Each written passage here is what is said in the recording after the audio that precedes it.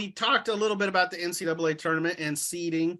It's about a month away as we record the podcast. What seeds do you see these Baylor men and Baylor women getting? And, also you feel like, is there a chance that the Baylor women don't make it in? Well, as far as the Baylor men, I think one Big 12 team is going to get a number one seed because, the committee just knows how tough this league is.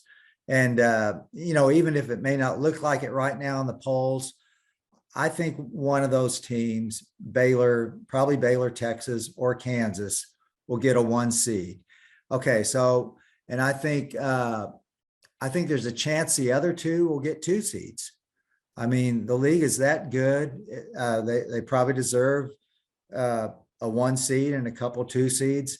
I would say at the lowest, Baylor would get a 3, the way they're going right now. I mean, of course they could, start losing, which I don't think will happen, just going by the way they're playing. I don't think they'll get any lower than a 3. I would say a 2 or a 3 is pretty likely for them. As far as the Baylor women, I don't know. I don't know how many Big 12 teams are going to make the tournament. What do you think, about 5 maybe or something like that? It's a great question. It's a league that has beat up on each other this season, and generally has had 3 to 4 teams ranked in the top 25 most weeks.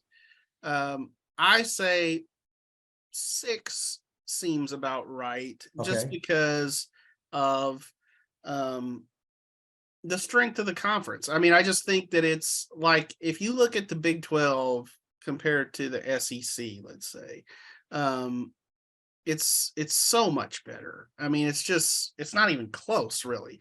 Now you have 2 really good teams in the SEC at the top, but that's it, really. I mean, it's a big drop off after that. Whereas I feel like in the Big 12, it's much more jumbled, and I think that should be recognized. Now, there's still a lot of other good teams out there in the country. I mean, the Big 10 is really killing it this year. ACC is pretty good.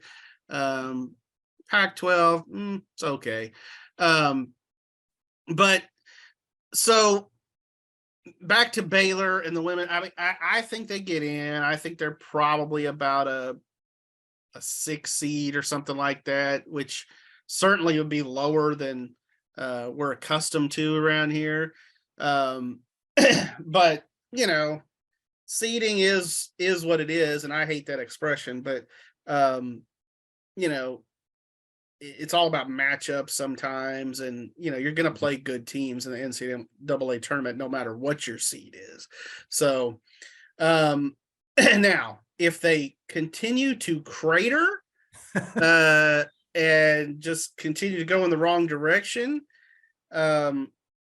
so right now they are 29th in the country in the NET rankings, the net rankings, which takes into account like strength of schedule and your quality of wins and all that kind of thing. 29th is pretty good, and in fact, it's better than several ranked teams. South Florida, Oklahoma, Gonzaga are all ranked below Baylor in those net rankings. Baylor has played a good schedule, and they still, even at this point, John, lead that Big 12 in ranked wins. They have 4 of them on the season. So that's what's so inexplicable about this team. And I could see where Nikki might be pulling her hair out, because they have shown that they're capable of playing really good ball and beating good teams. And certainly, it was a much different conversation on this podcast when they were 3-0 in the Big 12, wasn't it? Right. Exactly. So if they crater, could they fall out?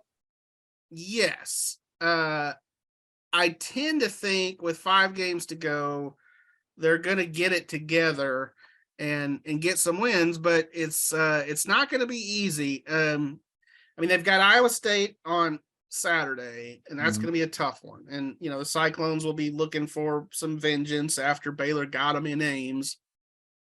And certainly Baylor's not playing well. Then the Bears go to TCU next week. That should be a win. Everybody in the league has beaten TCU. That's the one team this year. The Frogs are kind of there at the bottom. Yeah. You got Texas Tech at home. You know, I feel like Baylor should win that, but, you know, you just never know right now. You got to go to Austin. So that's a tough one. And then you got West Virginia at home, and West Virginia is a team that beat Baylor in Morgantown. So, you know, if Baylor can go 3-2 in that stretch, I feel like, you know, they're probably safely in, you know, especially if they win a game in the Big 12 tournament and stuff.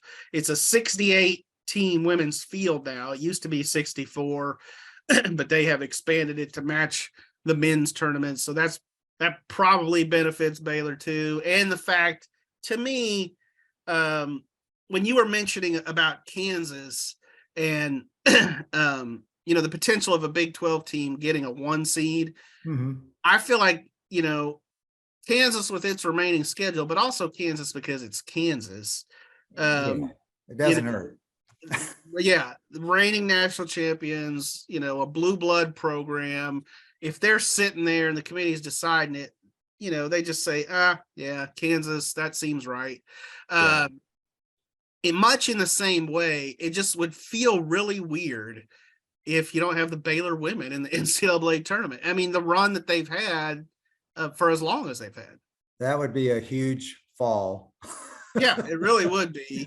And but like you, I think they're probably going to make it, and they'll probably get it together enough. You know. Yeah, they've got 2.